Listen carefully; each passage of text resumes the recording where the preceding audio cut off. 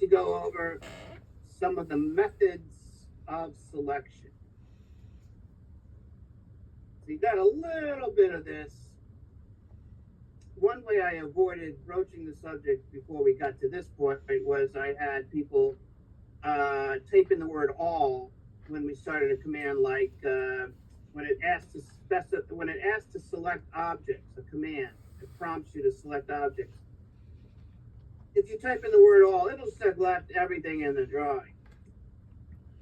And that's how I sort of avoided the topic until we got to the official introduction to the topic right here, selection of objects. All right, to do the learning and the exercises, I have a drawing in the class files called modify commands. So I'd like everybody to find that file in all of the drawing files that was downloaded onto your virtual machines, and open up that file, modify commands. So go to open.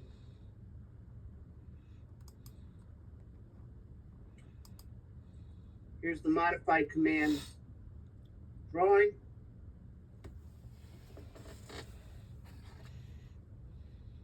Go ahead and open it.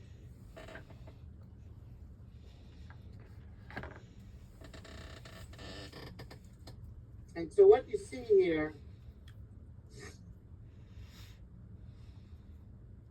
is a sort of predefined drawing that has all sorts of little exercises in here that will help us learn about our modified commands and our, as we'll see later, our advanced drawing commands.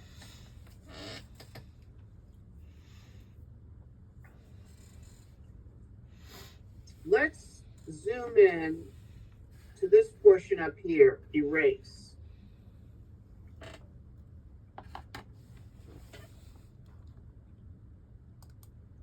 All right, first things first.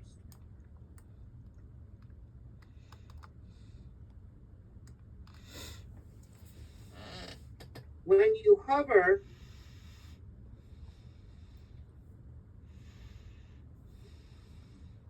can't control this thing. There we go.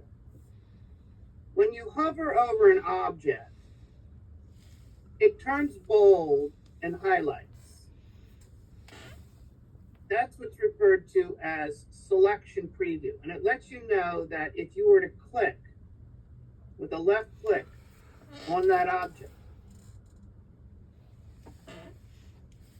it would select that object. So let's give it a try here.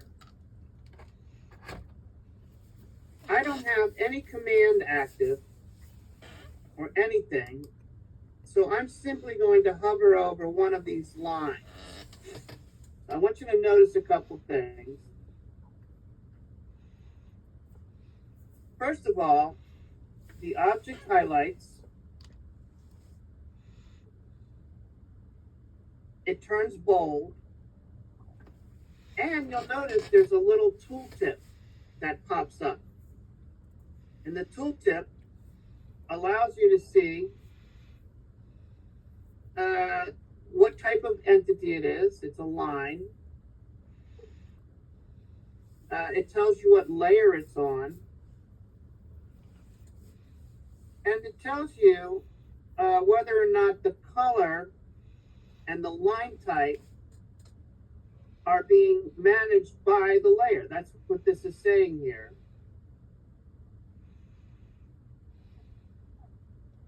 It's saying that the color is following the properties of the layer that it's on by layer, and the line type is also following the property of the layer or line type by layer.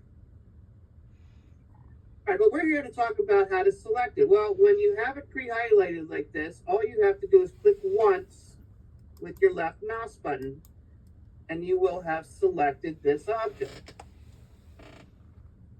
Now, when an object becomes selected, it remains highlighted And depending on the type of entity,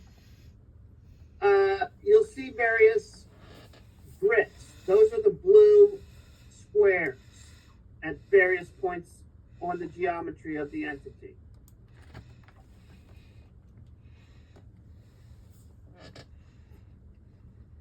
We'll go into a little bit more detail later about the grips, but here, just to give you an idea, if you hover, don't click on them, but just hover your cursor over one of the grips. The grips allow you to do several things. It allows you to easily modify an object. It allows you to easily see some information about the object, in this case, the length of the object and the angle of the object. And if you click on the the grip, if you click on the grip, try it with a left click, then you can basically change the properties of the grip. So here, I'm just going to go ahead and pick a point, and you can see what I've done there. And I didn't even have to start any command to do that. And we'll go into more detail about this little menu that you see off to the side. We'll talk about that later. But just so you understand what you're seeing when you select something, what those little blue boxes are. And like I said, it depends on the type of object as to what types of grips. For instance, come over here to this circle. All right, notice that I am hovering over the circle. It turns bold, it glows, it highlights. A tooltip pops up. It says it's a circle. It also says it's on layer 0. Also, I want everybody to notice, look near my cursor, and it might show up near your cursor. There's a plus sign next to my cursor. That's because I already have this object selected. So if I hover over this object, it's saying that if I click on this object, that object will be added, the plus sign, plus, will be added to my set of selected elements, my, as we call it, selection set. If I go ahead and click on it, I can show you what I'm talking about with the grips. Look how a circle has a grip at each quadrant and its center. All right. If you grab one of the grips on the quadrant and click on it, you can change the radius and diameter of the circle. All right. All right. I don't want you to mess up this thing because I got some exercises. So here, try this. If you've done anything to the lines and the circles, I'd like to put them back to the way they were. So if you come up to your undo, just go ahead and back up all the way back to where you edited the grips. Notice the command, it's saying that what you did was edit grip. All right, so basically that's one way to select objects. Just hover over them, and when they pre-highlight, you know that you can click on the object. Now, here's the tricky part, especially if you're working with your ReadyTech environment with a full screen mode like I am. The easiest way to deselect elements. So sometimes you're going to want to not have the elements that you've selected. You don't want them selected anymore for whatever reason. Maybe you made a mistake or you don't want them selected. I don't want these objects that are selected right now. I don't want them selected. The easiest way to deselect them is to hit the escape key on your keyboard. But when you're in the ReadyTech environment with a full screen, if you hit escape, the first thing it's going to do is it's going to kick you out of full screen mode. Then you'd have to hit escape once more in order for the objects to be deselected. All right, that's just a pain in the neck, and it's just a factor of the ReadyTech environment, the Ready Tech training environment. So there's really no way around it. So instead of using the escape key, here's what you'll see me do from time to time. If I have multiple objects selected,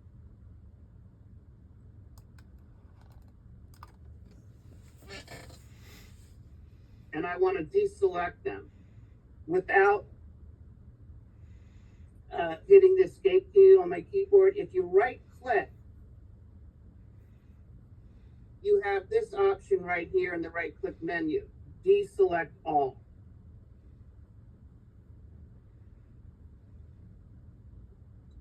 So that'll do the same thing without kicking you out of the Ready Tech environment. But when you get back to your computer and you're not in this training virtual machine and so forth, just try to remember the easiest way is just to hit the escape button. All right, now as you've seen me do this, it's very tedious to try to select and hover and pre-highlight these individual elements one at a time.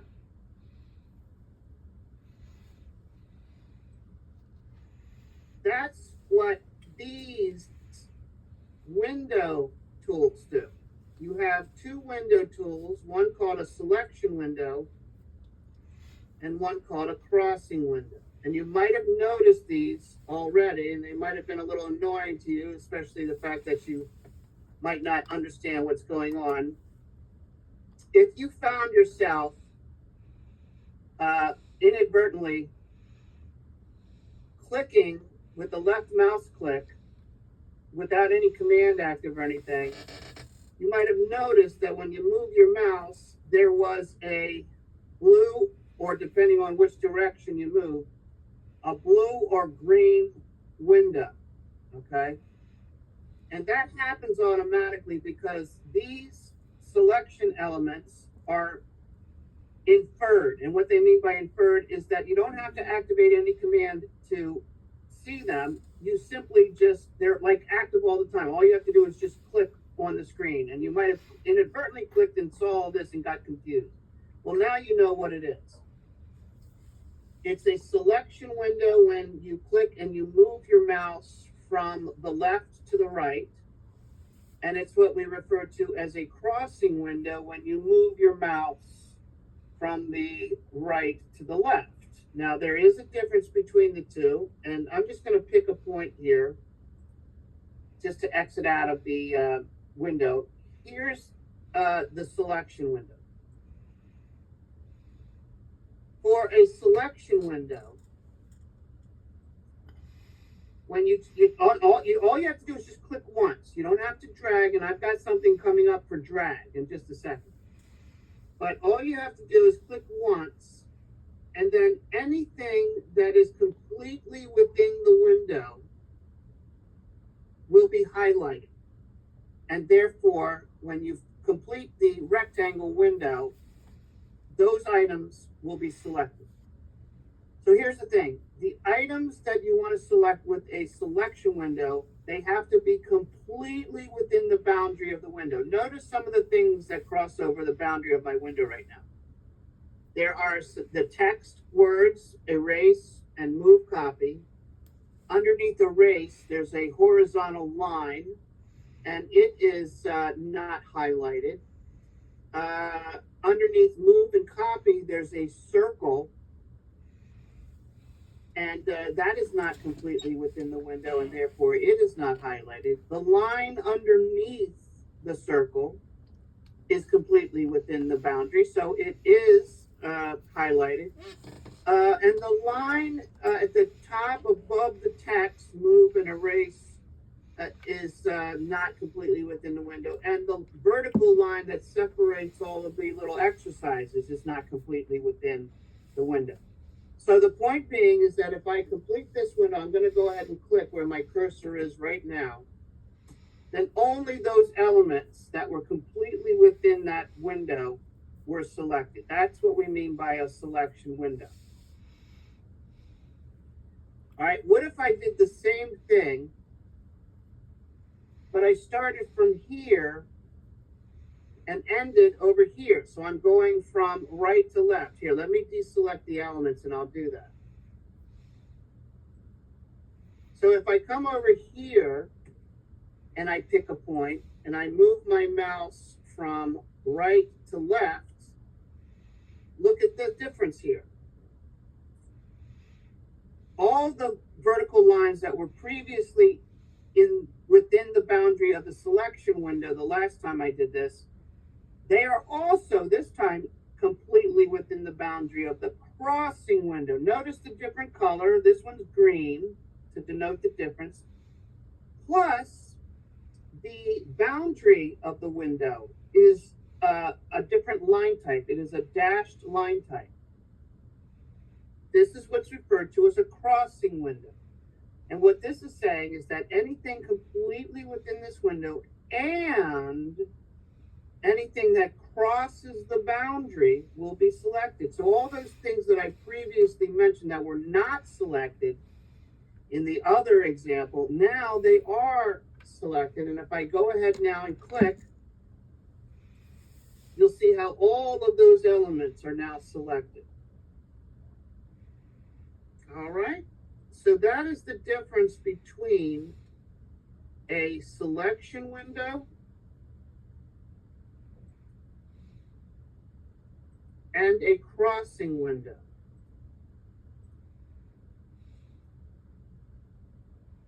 So with a crossing window, the items do not have to be completely within the window. All they have to do is just cross over the boundary to be selected.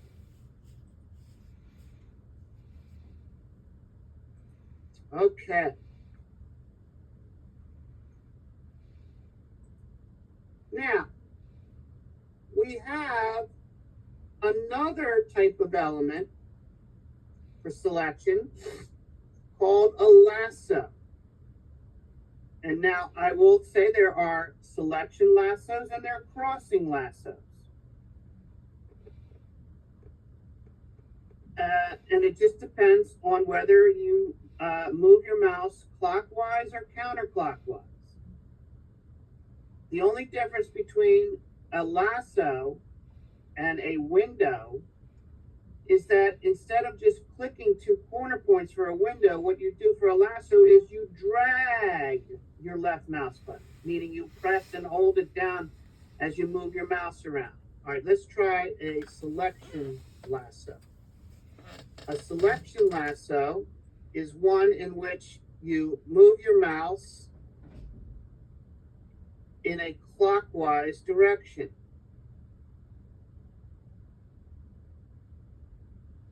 All right. And so anything that's completely within the window, I'm sorry, it's not a window. Anything that's completely within the lasso is going to be selected. Anything that crosses over the boundary will not be selected. And what I did was I dragged my mouse in a clockwise direction. Now, if you drag your mouse in a counterclockwise direction, you get a crossing window.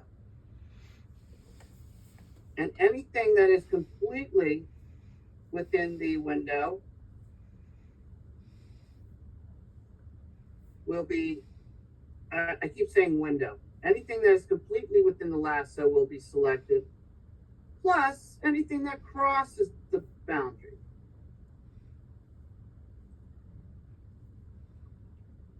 So in a sense, you can be very specific perhaps about what you select. Maybe I want to select everything here except maybe this line and this line. So I could try like a crossing window where I avoid those lines like that.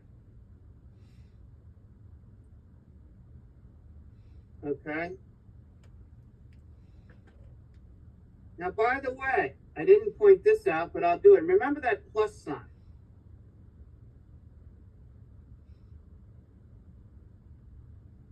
So I have several items selected, but when I hover over something that is not selected, a plus sign appears next to my cursor, and that means I can click on that object and add it to my selection set. But what if I selected something that I don't want selected?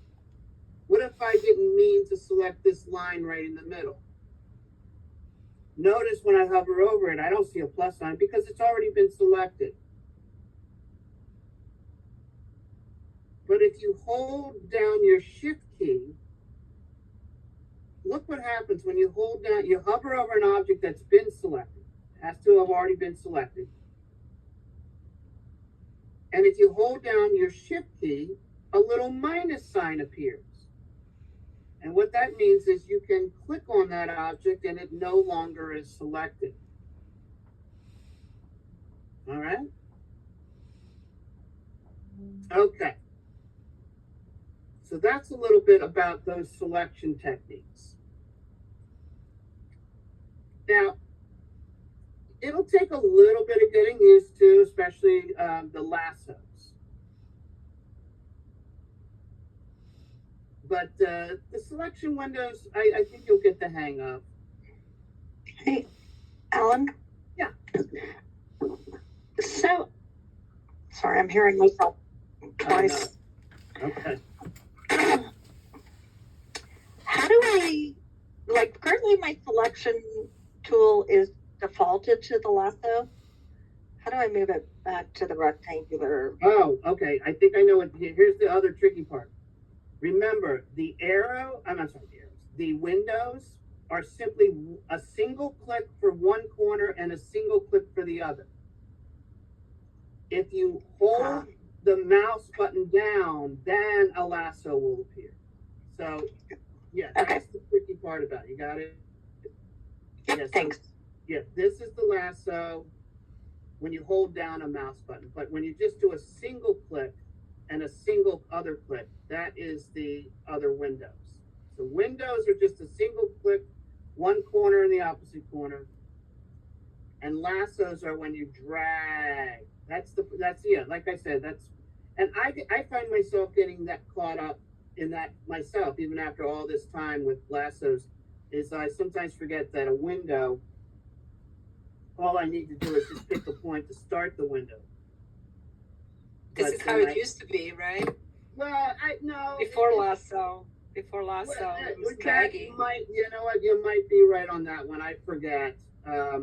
It's been a while, and that is true. That's why maybe it took me a while to get used to this because to create that's what I was referring to. It was inferred, meaning the first click you clicked, then you just had you had the window pop up. And I think another reason why they added the color.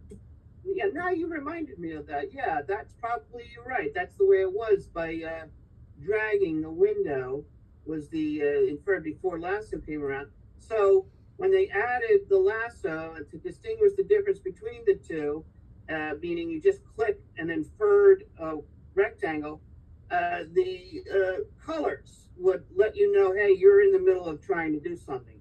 Okay, so you didn't used to see anything when you just did a single click. Very good. All right, now erase. You've already done a couple erase things here. But at this point, I'd like to sort of talk a little bit about these modified tools and their order of operations. And here's what I mean by that. Some of these commands, you can use them in either one of two ways. You can first select the objects, then start the command. Or you can start the command and then select the objects. The only difference between the two methods is if you start the command first and select objects, AutoCAD is going to continue to ask you to select objects, and you have to tell it that you're done selecting objects by hitting enter. If you select objects first and start the command, it automatically assumes that the objects you had selected are what you want to modify. All right, as an example, let's try this. With the delete key, with the delete command, we'll use delete as an example of this. First, select two of these lines here. right, so you've got two lines selected. If you come up to the erase command up here and click on it, notice how it found the two objects and it simply just finished the object. It said, hey, you had these objects selected, you wanted to erase them, all right, bang, they're gone. Try it the opposite way. Start the command first. So click on erase first. Now come over here and select these two lines. Notice while I'm in the middle of the command, the lines that I selected, they sort of gray out. That's a nice little visual cue for me to know that when I complete this operation, those elements grayed out are going to be the ones that are affected. Those are the ones that are going to be deleted. But notice, if those are the only two objects I want deleted, notice that it is continuing to ask me to select objects. I don't have anything else I want to delete. So, to complete the command, I simply hit enter. All right, so that's the little bit of the difference between the two. All right, I'm going to hit undo, and I'm going to undo the erase that I just did. Also, right click worked just as enter. You know what? I haven't mentioned, that's a good point. When you, here, let me start the command first. Yeah, I haven't mentioned the right click for enter. So, yes, if you select erase and then you select objects, if you right click, that would be like enter. Okay, I haven't made mention of that because there are several, not several, but there are particular instances where when you right click, you're going to get a right click menu. And even in some of those cases, you might even see enter or cancel in that. But some commands, you hit right click and it's almost as if it's just hitting the enter key on your keyboard. But not all commands do that, and that's why I sort of don't refer to it sometimes. But that is a good thing to know that, you know, you can try it on some commands and it might give you a right-click menu, and on some commands it might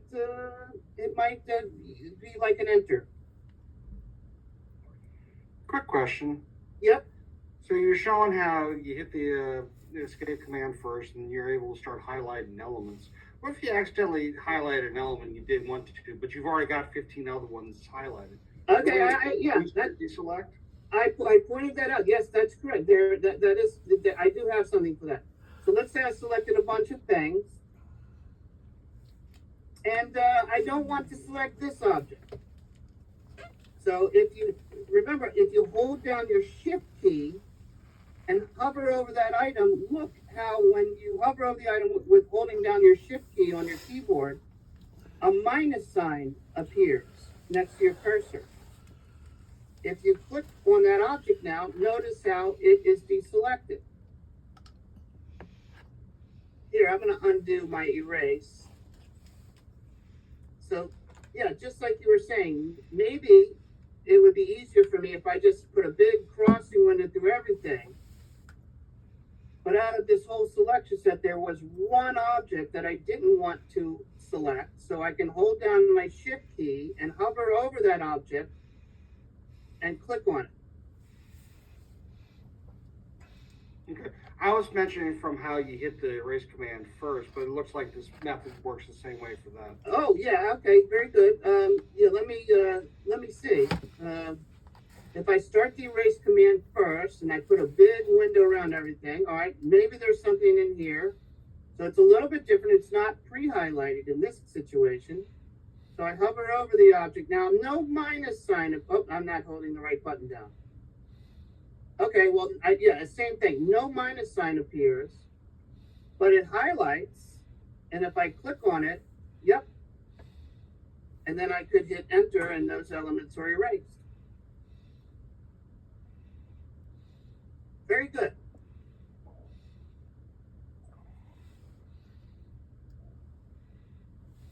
All right, I want to show you something before we move on.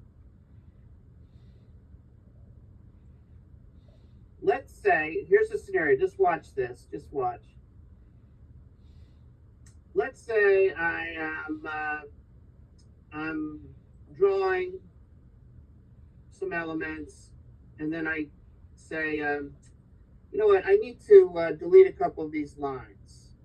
So I come over and I select some elements, and then I go ahead and I delete them. Then I continue working. I'm drawing and I'm adding things. All right. Maybe I have to add an arc. Whatever. And then I realize, oh, wait a minute. I didn't mean to erase this object. I meant to erase this object. But now I meant to erase this one. Oh, not this one. There was one of the ones that I erased that I didn't mean to erase. What do I do? Well, what you're probably most inclined to do is say, oh, no, I'll go ahead and I'll undo. But if I undo back to the point where I erased everything that I worked on previously, line, circle, arc, they are all going to be deleted or undone, just like this. So I got everything back, and then I come in and I say, I meant to delete this one and keep this one. Okay. But now I've got to go back in here. Oops, it didn't even do it.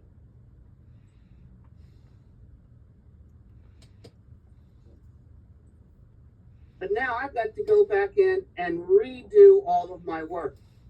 I've got to go in and I've got to draw all the things again. The lines and the circles and the arc. Okay? So I have a better way to go about doing that.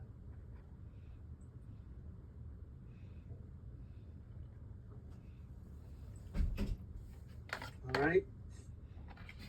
So let's say I'm going to do the whole thing over again.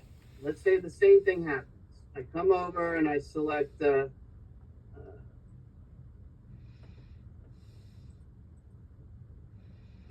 these objects and these objects, and I delete them.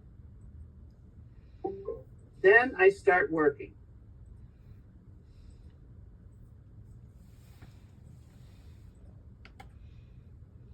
Then, as I'm drawing this arc, I realize I deleted the wrong things. I meant to delete this object and keep the object to the left of that one. I don't want to undo all the work I just did. So what I can do is I can type in the word oops. So if I type in oops, and I have to type it because there's no button in the interface for this, but if I type in oops and I hit enter, it'll return the previous elements that I had deleted. And then I can delete the proper ones after that and keep all my work. Now, the thing to remember about oops is that it will only bring back the previous erased item. So if I erase something else since then, I'm not going to be able to back up to here. I'm only going to be able to back up to the last thing that I erased. Oops. All right? I don't know if you caught it or not, but in our workbook, way back, when we were talking about the command line, I had a little Easter egg. And this is on page 6. So at the command line reference here, we put in a little Easter egg of oops here. All right.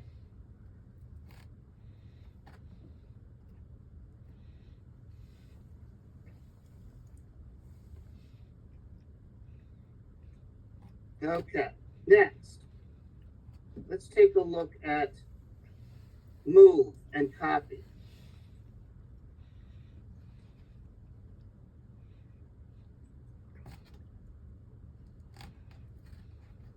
I'm going to use these samples here.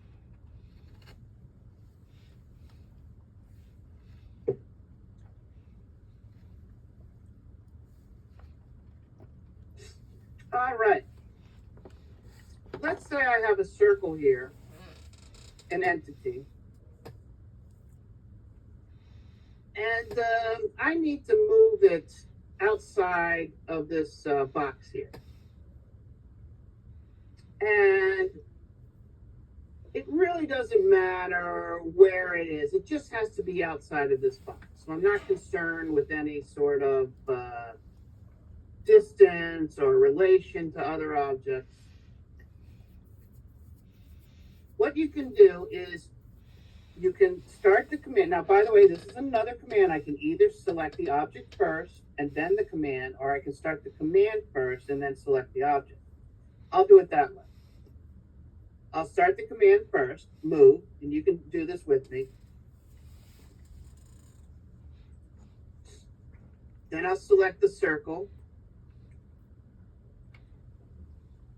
Now it continues to ask me, anything else? You want to move anything else? And select other objects. Select objects.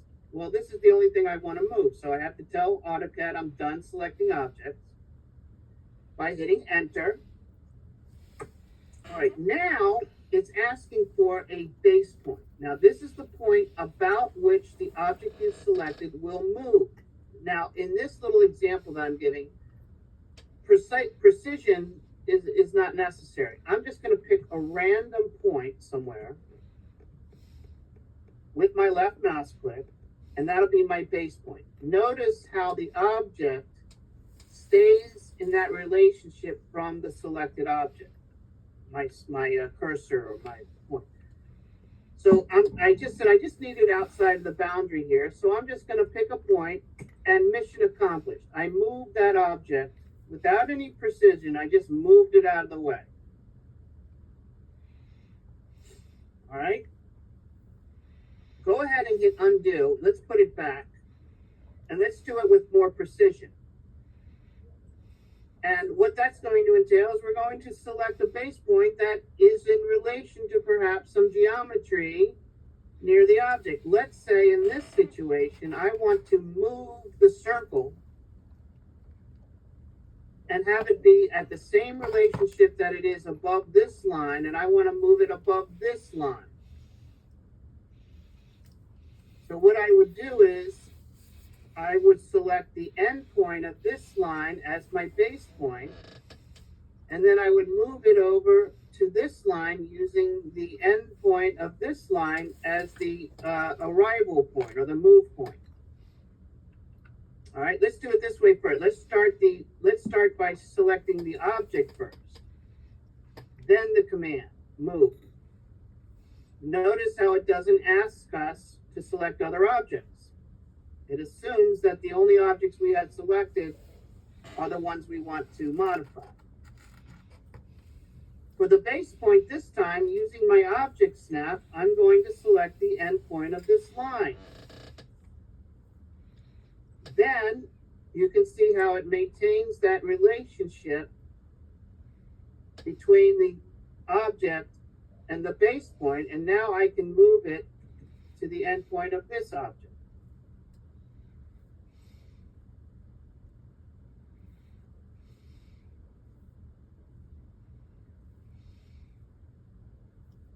Okay?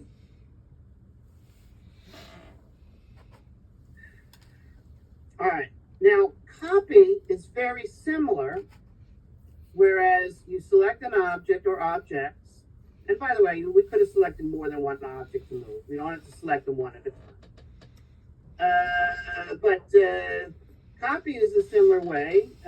You select objects and you select the base point and then you select the points of displacement.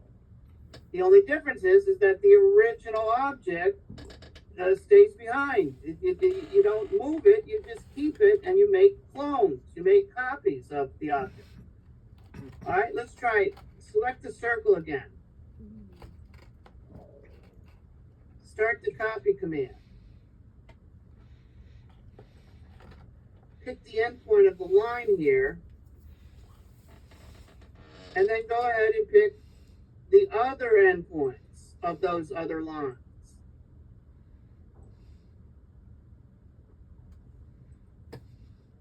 Here, this was exactly what I was talking about. I forget who was saying it. Maybe Glenn or Lisa, I can't remember. But here, I went to go ahead and hit right click. And you see how it didn't automatically do enter?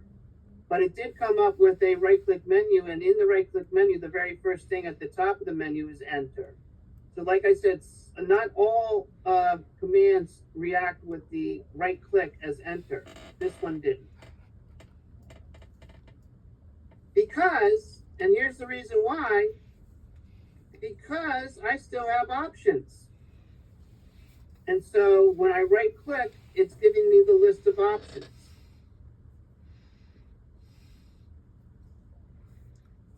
All right.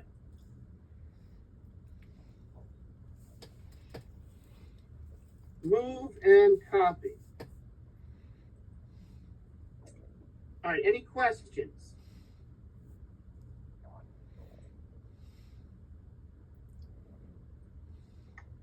Yes, I've got a question. Sure. So, is it possible to shortcut that? Automatically duplicate a command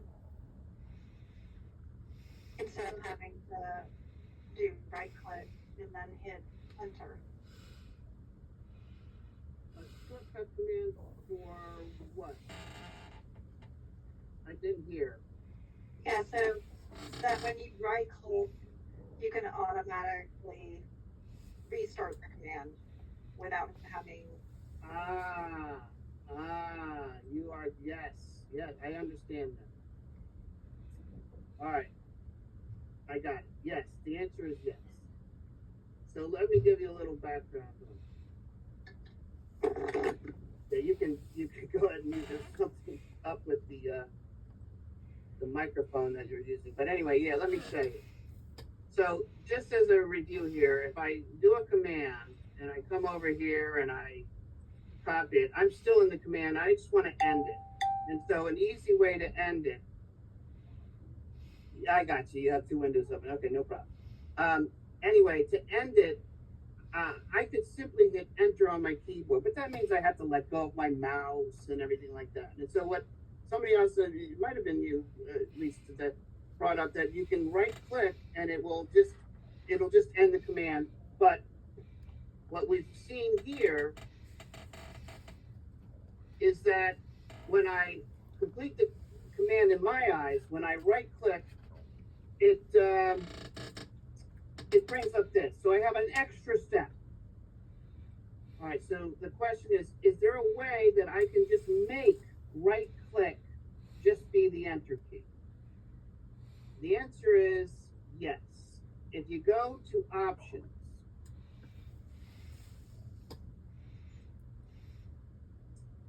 user preferences, we have this entire thing about right click customizations. Now, before you jump ahead here, before you decide right off the bat that I am going to do it this way, just remember that there is a lot of utility in the right click menus. So you don't want to just abolish the shortcut menus altogether. Now, this is one way to do it, but I don't recommend this. Let me show you what would happen if I did this, to be quite honest with you. I can't remember if this is going to do what I expect. But if I click here, shortcut menus in drawing area, if I go ahead and hit OK, and I'll try the same thing. If I select an object and I copy and I pick it and I go and I just want to end the command, if I right click, yeah, command ends. Okay. Now I don't have any right click menus anymore. So you lose the utility of my right click menu. All right. And there's a lot of utility in the right click menu. And so Autodesk knew that when they went ahead and see, now I can't even get to the deselect thing here anymore. They knew that they were going to be up some oppositions of some people. Geez, I can't. I'll have to hit escape. All right, I hit escape to get out of that because I no longer have a right click menu. So they knew they would be up against opposition because people got, and myself included, they got pretty used to using the right click as an enter key. So they came up with a solution for this so that you could, two things. You could have the right click menus, the utility of the right click menus, and the utility of, or the efficiency of the right click being enter. You could have both. And here's how they did it. They have this right click customization here. And what you can do is you can turn on what's known as a time sensitive right click. So if you're used to just quickly clicking the right mouse button and it being the enter key, you still have that. But if you linger just a couple milliseconds longer on that right click on the right click button, you will invoke the right click menu. All right, so if you turn this on and hit apply and close, and you can even play around with the amount of time you have to wait until the right click menu appears. So a quick click is going to be enter. A longer click, and in my case 250 milliseconds, will give me my shortcut menu. So same thing that I was doing before. If I select an object and I hit copy and I come over here and I do a quick right click. Oh, I'm supposed to pick the point. Sorry, let me do it again here. All right, I picked the point and I copied. Now I want the command to end. Well, just end. Oh, I moved it. Oh gosh, let me try again here. Copy. All right, I select an object, I select the base point, and I move it. All right, now I'm still in the command. So if I want to end the command, I can just do a quick click of my right mouse button. Quick click. It's over. But if I do it again and I want to get to my right click menu, I just linger a little bit longer and my right click menu appears.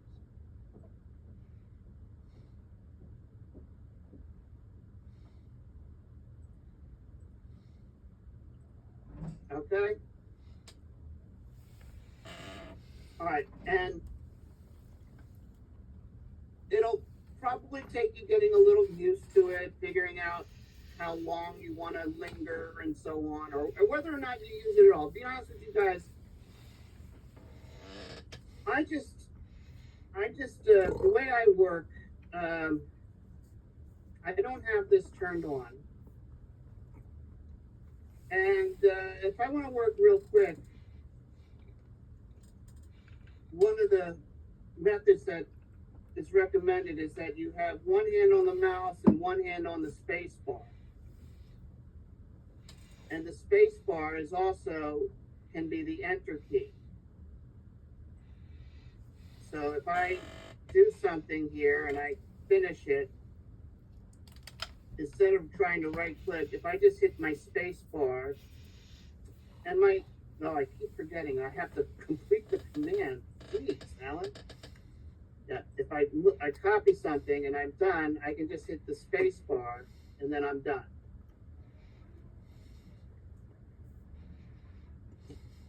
But it all depends on what you're used to and what you are more comfortable with. Whatever way that is more comfortable and more efficient for you, that's the correct way to do it.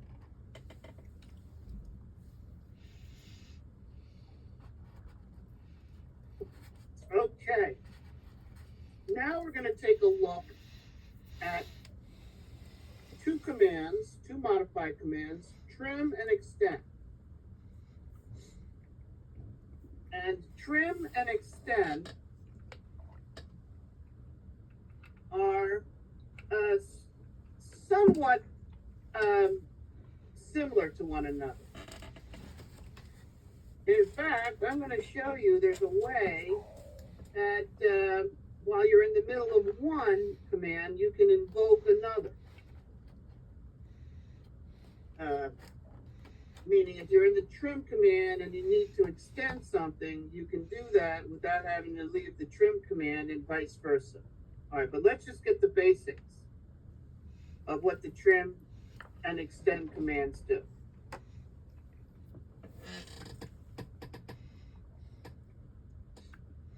Over here, I have a little exercise cordoned off for trim and extend.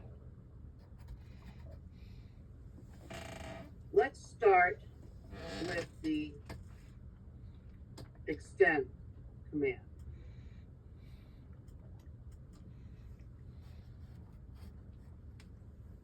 Up here in the modified panel, you'll see a drop down where there are the two commands. They live together in this drop down. Like I said, they're kind of closely related. So I'm going to start the extend command. Now, the way that the extend command works is that you have to define a boundary and then extend objects to that boundary. But in these later versions of AutoCAD, they decided that it would be more efficient because they studied how people use these commands. And they noticed that if somebody's going to extend something, it's generally the close by objects to the objects they want to extend or trim that they use or select for a boundary edge or a cutting edge. So instead of having the user select those objects, tell AutoCAD they're done selecting objects for boundary edges or cutting edges, then click on the objects they want to extend or trim. What they decided to do is, as a default for the program, they made everything in the drawing a boundary edge. Or if you're using the trim command, everything in the drawing instantly becomes a cutting edge. And they decided that that would save time. Therefore, when you start the command, all you need to do is hover over the object that you'd like to extend to another or closest object and then click on it. As you can see here, I have this horizontal line, and the closest entity to it, facing the right side of this line, is this vertical line right here. This vertical line is a boundary edge. When I hover over the line, you can see how it previews what's going to happen if I click on this line. I'm going to go ahead and do it. I'm going to click on it, and you'll notice how the line extends to that line. Now, because my cursor was way over to the side here, that's why it extended to this object. But look, when I move my cursor on that same object to the other end, look how it finds a boundary edge on the other side of that line. And I could extend it there.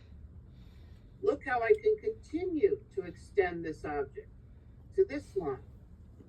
I could even extend this line to this line, or this line to this line. So the point is, everything in the drawing becomes a boundary edge. All right, that's not how it used to be. And let me do something here to show you. I'm going to go ahead and cancel out of here.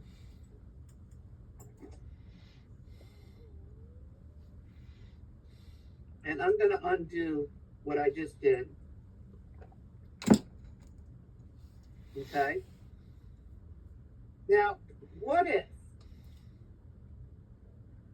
And I'm gonna move this little thing up just so it's a little bit more dramatic.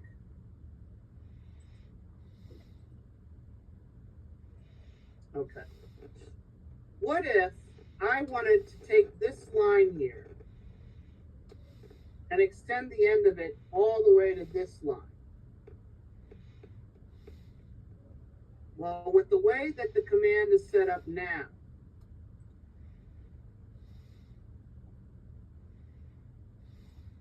I would have to click on this object not once, but twice, 3 times, 4 times, 5 times, 6 times, and finally 7 times to get that line to extend all the way over to here. And as I mentioned, they sort of did a study, and they noticed users using these tools that they generally didn't do this type of thing. They were just extending or trimming to objects close by. All right, so here's what you can do in that situation. If I start my extend command, I have an option for mode.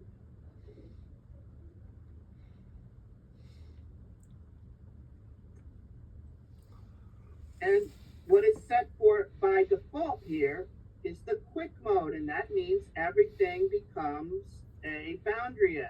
And conversely, if I change it here in this command, it'll also change it for the trim command, which we haven't even gotten to yet.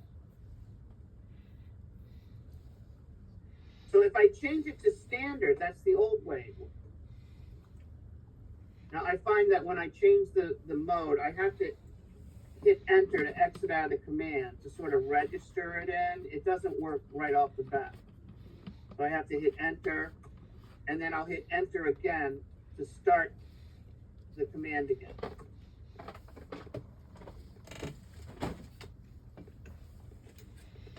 All right, now that I've done this, I'll start the command now.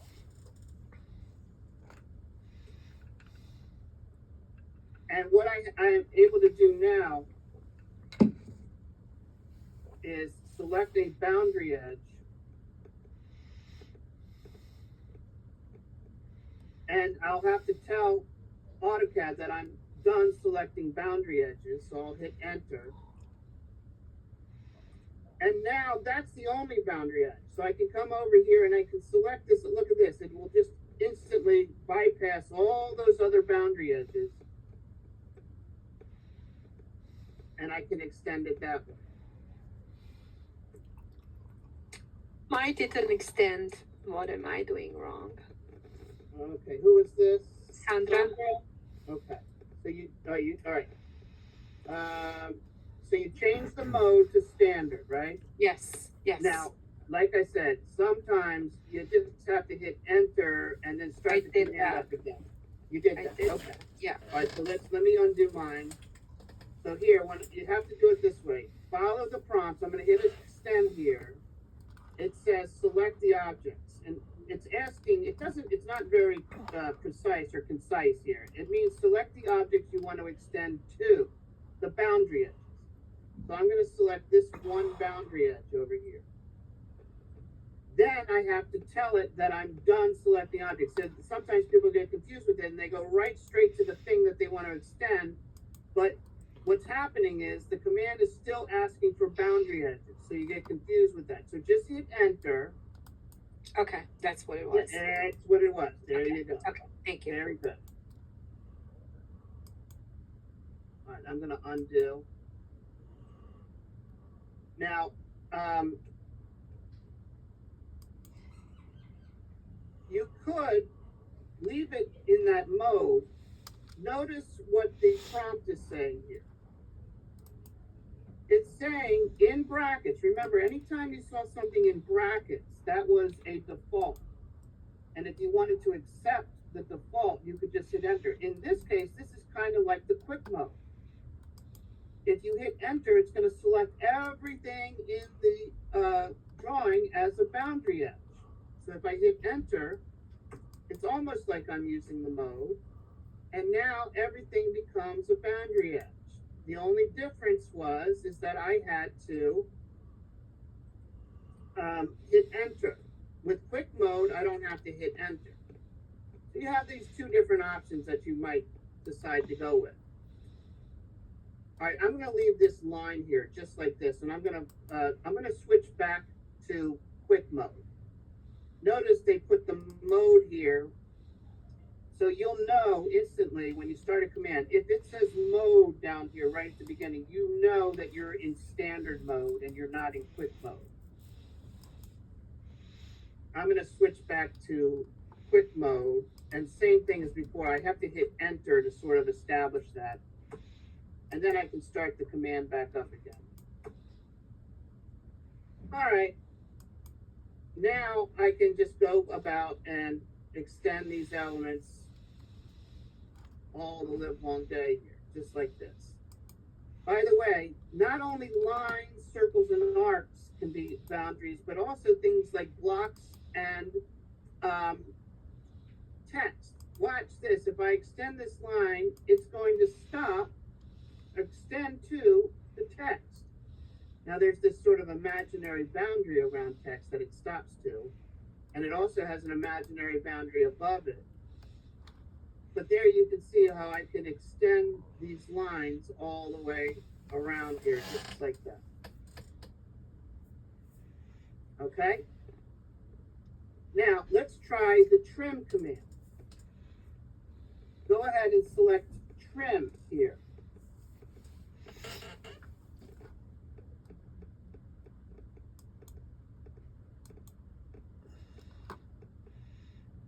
Trim also has the quick mode. So basically, you do not have to select a cutting edge. Everything in the drawing is a cutting edge. Therefore, when you select an object, you'll notice even a little animation of this, that the line shows kind of like what you saw when you erased something, right? It even shows a little red X telling you that this is going to be trimmed back to that boundary or eliminated. So you can select the individual little elements like so, and you can trim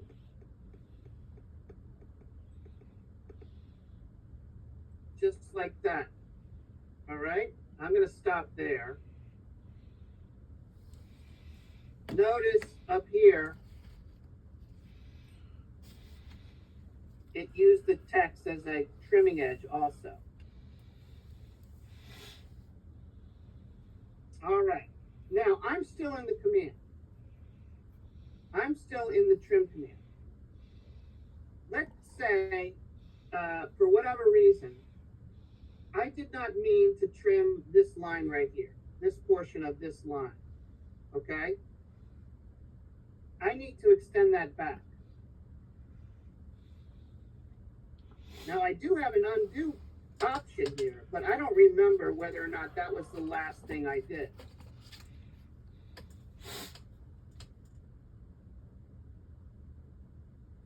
So what I'm getting at is this. If you look at the tooltip above the command line, and if you look at the dynamic input at your heads-up display, notice the prompt is saying select objects to trim, or if you hold down your shift key, you can automatically switch back to the extend command. I'm in the trim command right now. So if you hold down your shift key and then click on an object, look at that. I can now extend.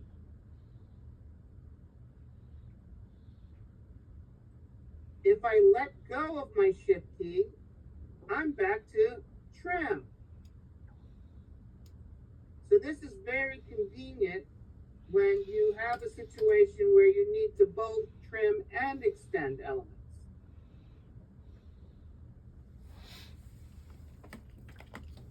Okay?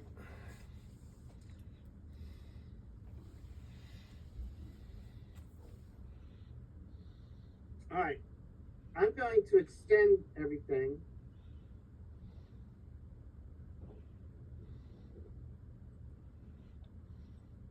I want to show you something.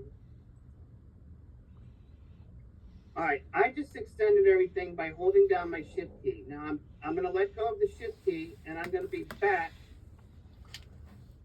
into the trim command. Now, sometimes it is very tedious to trim multiple elements by doing these single little clicks here. Okay? So I want to show you something. If you click just once, let's say you're not on the object to trim, and you just click once. Move your mouse. You don't have to drag anything. Move your mouse, and you'll see a white dashed line. That is a fence. And what a fence allows you to do, it allows you to trim multiple elements with just a couple clicks. You don't have to, and you don't have to click exactly on the object. So here I can trim all of these lines with just 2 clicks. One to start the fence and one to end the fence. Okay? All right, now let's say I wanted to trim this line, this line, this line, this line, and this line. Well, a fence line is not going to work because I'd have to do one fence, then another fence, and another because I don't want to, mess up this geometry here.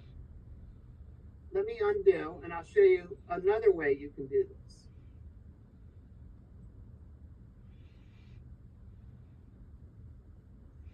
If I start the trim command, I can do a freehand fence.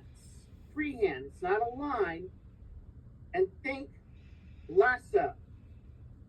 So think fence like a crossing window, but think freehand fence like a lasso. Meaning, don't just click, drag, and you have this little freehand fence. And look at this. In one click, basically, you pressed it and dragged it. In one click, I can instantly trim all of those elements. This also works for extend. I don't really have any, well, here, I can extend, well, I have to hold down my shift key.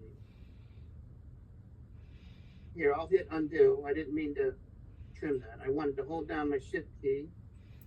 There you go. I can extend.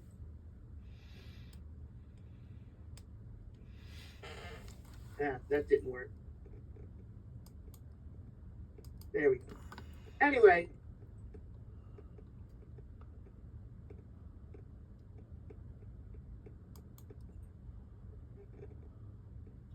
So, there was something else I was about to say. Oh, I know. Okay. This is important. I left this line and I've been avoiding this line right here for a reason. Okay? All right. So here's the thing. Let's say I want to trim this line, but I want to trim the whole thing. I want the whole thing to be trimmed back to this line here. Now this harkens back to the standard and quick mode, meaning I could go through all the trouble to switch to a quick mode. I'm sorry, to switch to a standard mode, then I'd be able to select this object as my cutting edge, and then I'd be able to trim this all the way from here to the cutting edge, just like the extend command. Okay? So as it stands now, if I come over here, what I'm going to have to do is I'm going to have to click and click and click and click and click and then finally click. And I was able to do that. All right? But I've got an easier way.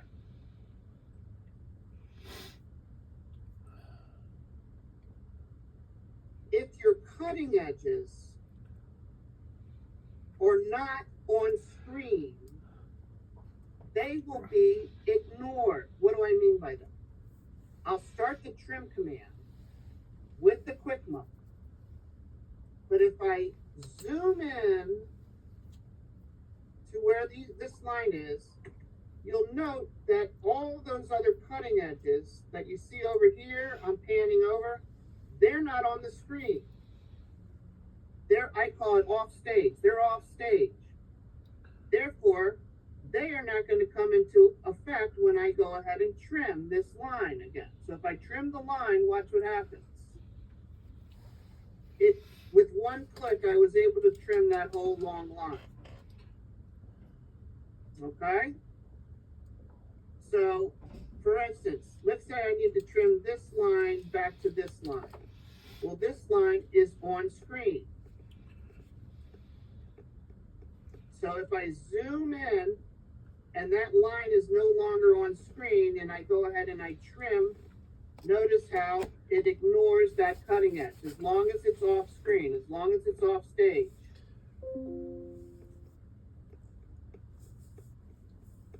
Okay?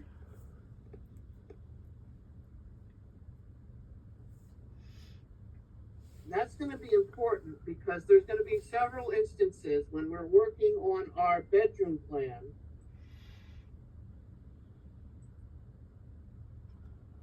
where I might have us trim some elements and I want them to be trimmed cleanly to one cutting edge.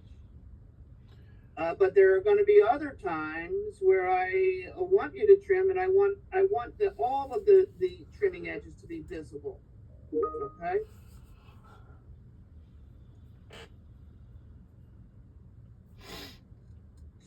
All right.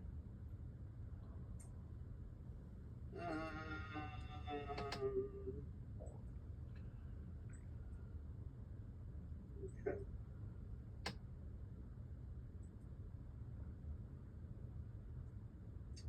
All right, so that's a little bit about the trim and extend commands. Any questions?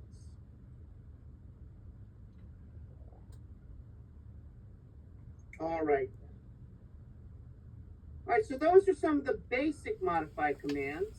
And we had previously covered back on page 16 the basic draw commands. So now we're entering into a realm of advanced draw commands. What are some advanced draw commands? That's the next page. Page 26. The advanced draw commands that we're going to take a look at are polyline, rectangle, and polygon. All right? All right, over to the side here, I have some areas where we can practice with these advanced drawing commands. But first, this polyline area, I need some more room. So I generally sort of space myself out over to the side here. All right.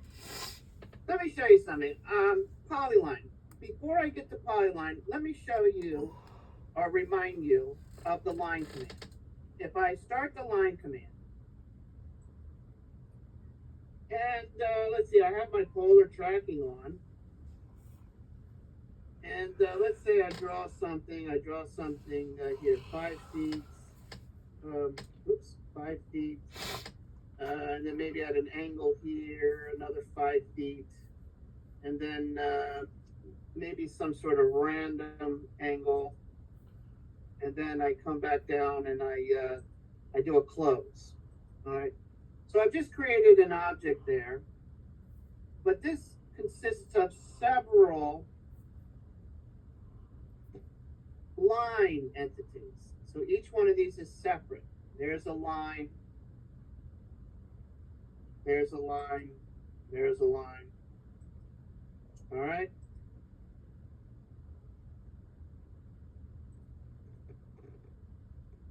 Now I'm going to do the same exact thing, but this time with a polyline. I start the polyline tool, and I go up 5 feet, go 45 degrees, 5 feet. I do some random angle, and then I close. All right? Here's the difference. This is basically one object. This is, as you can see when I hover over it, it's a polyline. And that's the name, polylines, multiple line segments to create one element. One entity composed of multiple entities, in a sense. All right, so let's try it together. Start the polyline tool.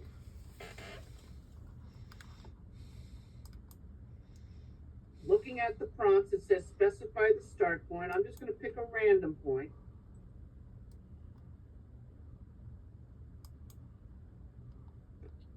I'm going to specify just randomly, specify another point. And here, when I get to the end of what I want to do, I'm going to close it. And somebody had mentioned this earlier about closing a polyline. That's exactly correct. And just like closing the line, I have the option to close with a polyline, and I'm accessing the option with the right click. And you've created a polyline. Now, this is what, it sounds redundant, but this is what we refer to as a closed polyline. If you start the polyline tool again, and you just draw a couple segments, and you just end the command, this is a polyline, but it's an open polyline. Or more to the point, more specific, it is not a closed polyline. But it's a polyline nonetheless. Now here's the difference between the line tool and the polyline tool. Of many differences. But one of the major differences is that while I'm in the middle of drawing lines, if I go to my options, I have an option to begin drawing an arc. And then I can continue other arcs. And what I really like about this is that the arcs are tangential. I don't know if that's a word, but they are tangent to one another, like a fault. I can switch back to line by going back to the options. By the way, I don't have to right click. All of the options are down here or with a down arrow on my keyboard. I can switch back to line. The line is not tangent. And I can switch back to arc.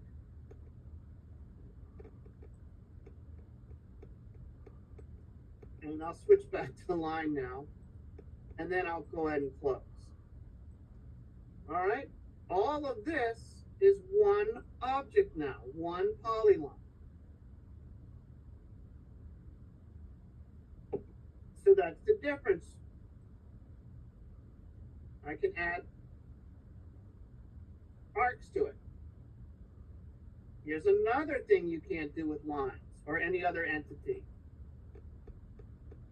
If I start drawing a line, a polyline, I'm sorry, I have the ability to change the width of the polyline. That's another option. If I click width, it asks me what is the start width. I'll go ahead and I'll say 24 inches. Then it wants to know what is the end width. It assumes that I want the same width at the end of my segment of polyline. So I'll just go ahead and hit enter to accept that default, 22 feet. Now you can see I have a thick polyline. I can even switch over to arc.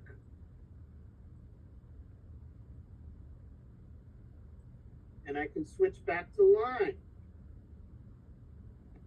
All right. Here's another thing I can do. I can change the width.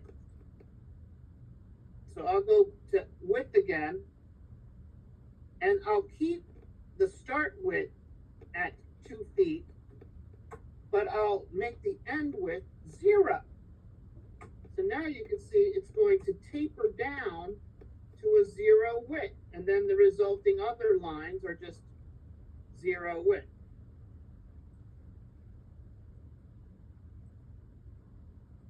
There you go. Now, things get a little hinky when you have these transitions here, but notice all the other transitions are fine. So it had a little bit of a trouble with this sort of transition here. But all in all, it's still the same thing. It's a polyline consisting of multiple elements.